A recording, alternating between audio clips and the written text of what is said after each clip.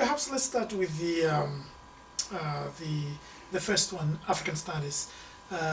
One of the things which a lot of us who happen to come from the continent to here, North America or Europe, you're suddenly confronted by a whole establishment that has emerged studying Africa. And you begin trying to understand how the field has developed institutionally, but also you're trying to understand how the field has developed intellectually. What have been the dominant paradigms, why the paradigms have shifted, what are the investments in these ways of analyzing, ways of gazing at Africa. And then of course you soon realize that framing these developments are very powerful ideological forces. So essentially I try to understand how African studies has developed in those three dimensions, intellectually, institutionally, and ideologically, and began to interrogate a number of ways of sort of examining African phenomena, whether it's in the social sciences or in the humanities. You find that while there are disciplinary differences, there are some underlying interpretive frames that affect the ways in which Africa is understood. So as a historian, I took that as an exercise in intellectual history, in trying to understand, because if you don't understand intellectual history, sometimes you end up meeting certain theories and you think they are very interesting, very sometimes even with a lot of explanatory power, but if you begin to dig deeper, you begin to realize that in fact the knowledges they produce can be quite disempowering. Right, indeed. In fact, you are the president of the African Studies Association, and I remember in, I think in 94, 95, I took a lot of students from here to Toronto at the African Studies Association. Right, I remember that. Yes, I went with a team, and when we came back, the students looked at me and said, but wait a minute, where there's no diversity in terms of the people working in African studies, because at that time it probably was 99% controlled by a certain group or segment of society, and it wasn't all inclusive at all. But I think that has changed. I think now you can go and see Africans from the continent, Africans from outside of it, exchanging ideas on certain subjects. So I think qualitatively I notice an improvement. I don't know what you think about that. Yes, I think you're absolutely right. There's been a change in the social composition of African studies, partly obviously to do with the crisis of the university in Africa, in which a lot of us, left precisely because of that crisis, which of course is tied to neoliberalism, to structural adjustment, one of whose assaults was on higher education, on the social sector, and higher education in particular, because higher education, is the center in which you produce your intelligentsia, in which you produce thinking and vision and so on. And there is no better way of trying to, to control societies than try to decapitate its intelligentsia and by destroying its universities. And this was done in the 1980s, as you know.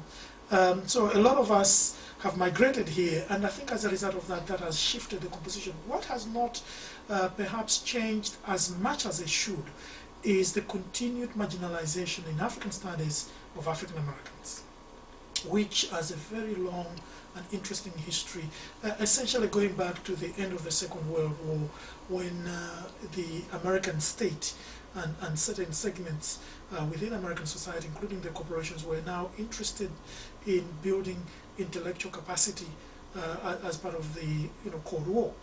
And African studies entered the historically white universities, and it became divorced from the historically black universities and colleges, HBCUs.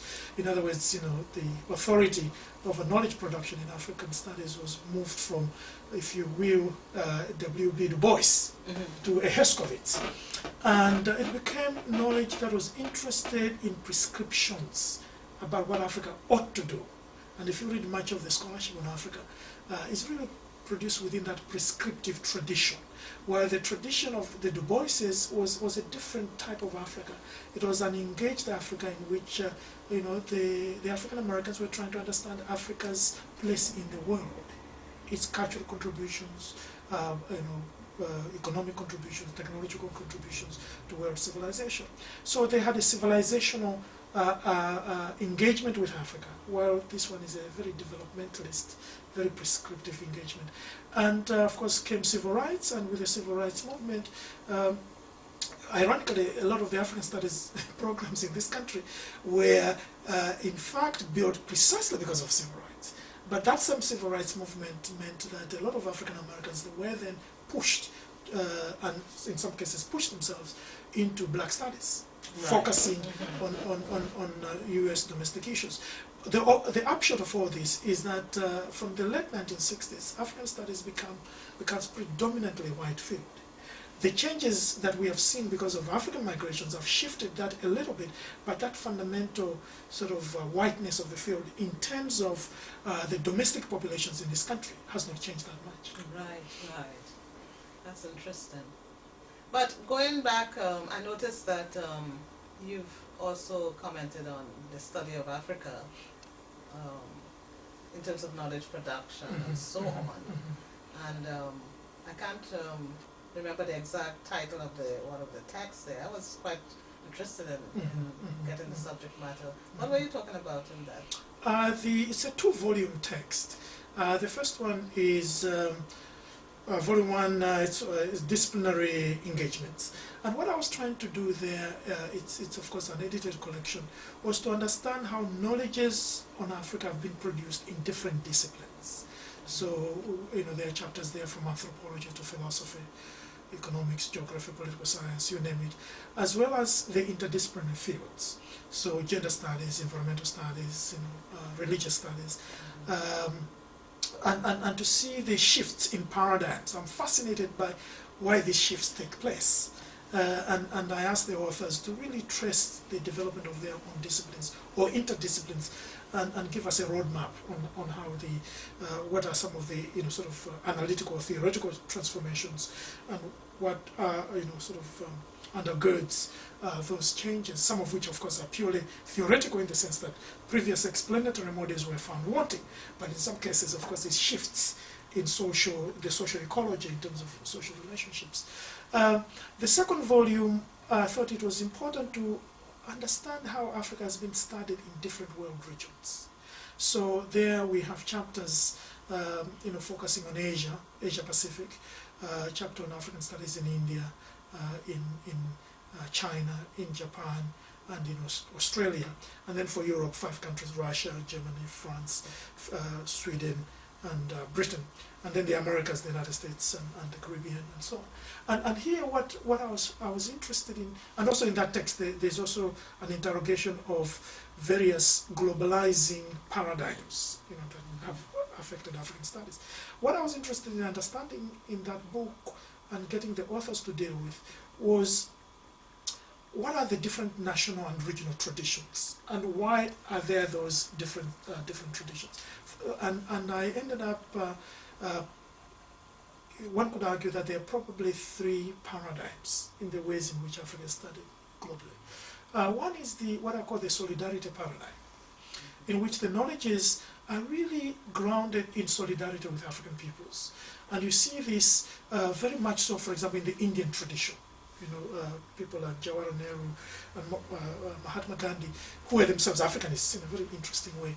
And when African studies is established in India, it has a very solidarity type of tradition, sort of engagement with Africa from a very progressive political stance.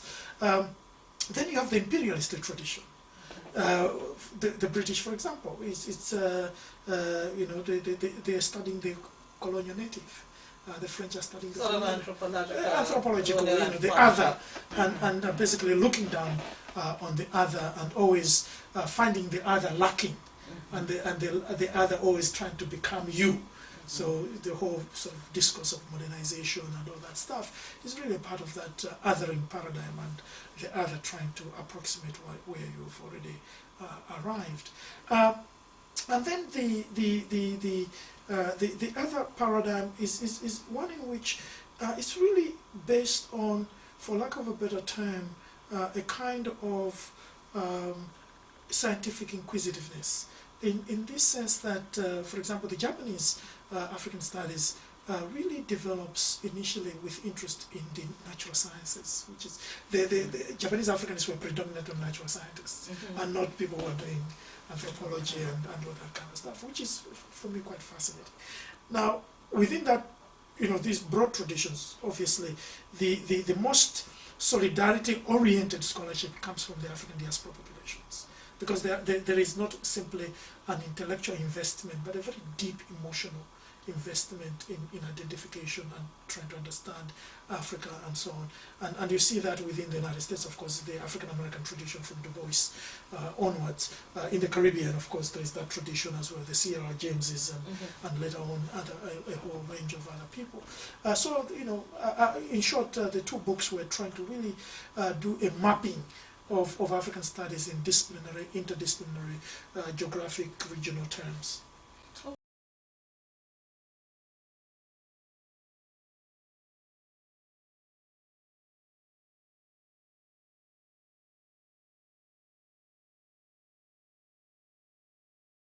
I mentioned neoliberalism earlier on, and can you comment a little bit more on that? Because I think there are also repercussions for understanding what is going on right now in the United States. Right.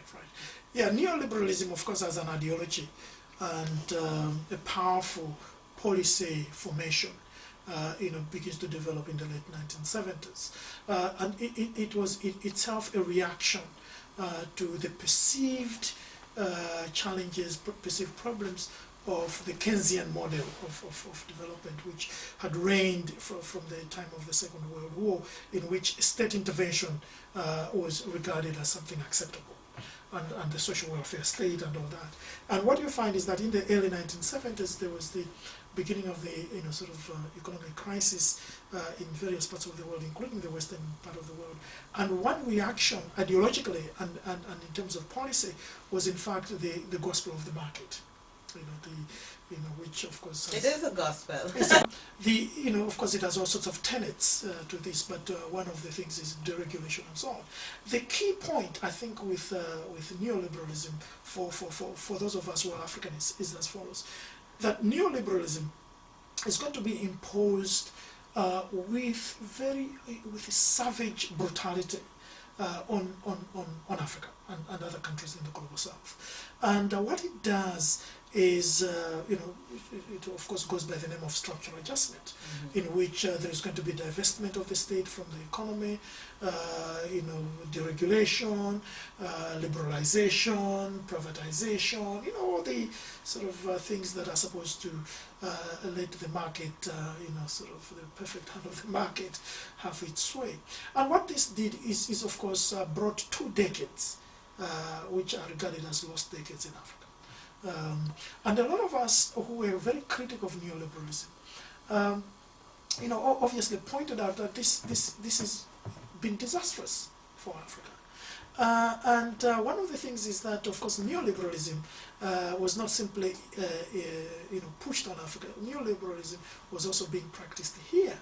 But when there is the costs of restructuring of capital historically have always been paid. The highest costs are always paid by the poor, whether poor people in terms of social class or poor countries in terms of nations. So we, in fact, have been living under recession for the last 3 decades. And the chickens, as it were, have come home to roost in the imperial heartlands, beginning, of course, with the meltdown on Wall Street. The direct product of this gospel of deregulation, when you had some of the brightest people in this country, instead of becoming engineers to produce real things, became engineers in manipulating currencies, manipulating money, and creating all sorts of financial instruments, which were not based at all on production. And this was a huge, Ponzi scheme, sort of a speculative bubble, and eventually the speculation obviously had to come to an end. and the reckoning has come with us, and we are all again paying the consequences, paying the price for this, absolutely mad doctrine of free markets. Yeah, the whole possibility, though, that this could lead to a new form of recolonization, though. Since you have some major crisis in the center. Moments of crisis, there is a Chinese saying that moments of crisis, of course, are full of danger, but they're also full of opportunity. And I think this moment is got a lot of dangers, obviously. We all know what the dangers are. But I think it also has enormous opportunities for the Global South, including Africa. One of the opportunities is ideological and policy.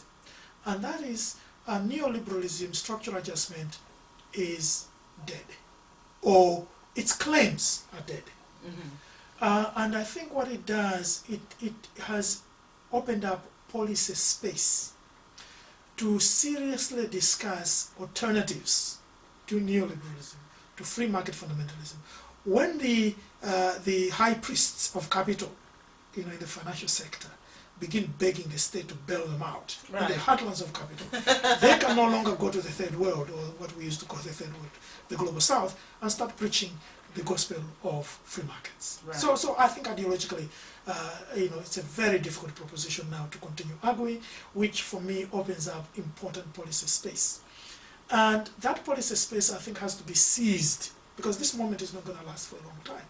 It has to be seized before things solidify in particular directions. And I think the challenge for Africa and other parts of the global south is really to find ways of capturing some of the momentum of the old developmentalist agenda of the immediate post-colonial era, which brought a lot of growth to Africa. A lot of growth, probably 30% growth rate. And now combine that with the new dispensation that has emerged politically in the last decade, that is the democratization. So in other words, the real challenge for Africa and other parts of the global south is how do you create democratic developmental states? States that pursue development, but not in an authoritarian manner. Because I think the authoritarian option is gone. Because I think that moment in African history, obviously dictators will try to crop up from time to time, but I think as a historical moment, it's gone for a while. So the real challenge is for us, how do we seize this moment to pursue democratic developmental agendas that maximize the well-being of African peoples. But it also, I think, if you look at it in sort of broader global terms, there is a fundamental shift that is taking place in the global political economy. And I think, it's possible to regard this moment as marking one of the most critical moments in the relative decline of the Western world relative to Asia, which I think has enormous historic implications. People should not forget that the global dominance by the West is in fact been very short. It wasn't, the West didn't really reach global dominance until about 250 years ago.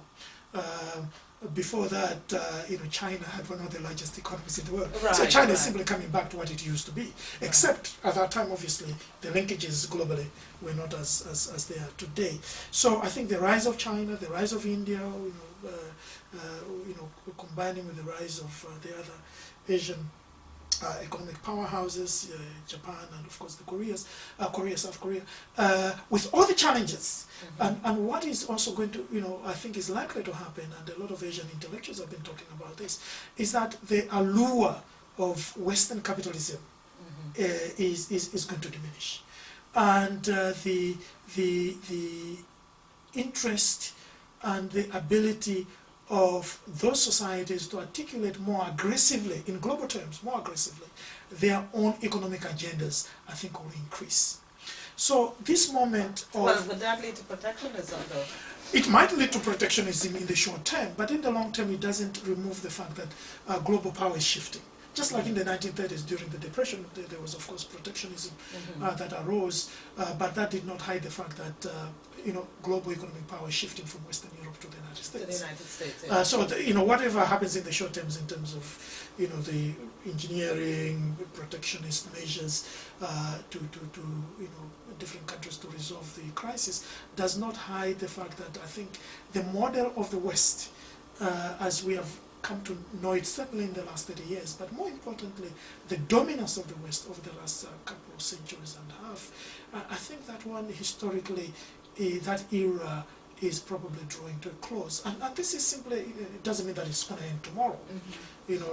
Britain lost its empire quite a while ago, but Britain is still a powerful, relatively speaking, a powerful country. So this will be a long-term process. But the point, I think, is this is a moment for Africa to also recalculate its international relations more seriously. And already, of course, we see that China and India, their interest in Africa and their relationships with Africa have been growing enormously in the last few years. If you find the patterns that have been going on the last few years were to be carried, China was going to overtake the United States as Africa's biggest trading partner. This moment is for us to really, internally, look at how we develop, we consolidate or construct or build democratic developmental states without the shackles of the neoliberal agenda that have prevented us from doing that.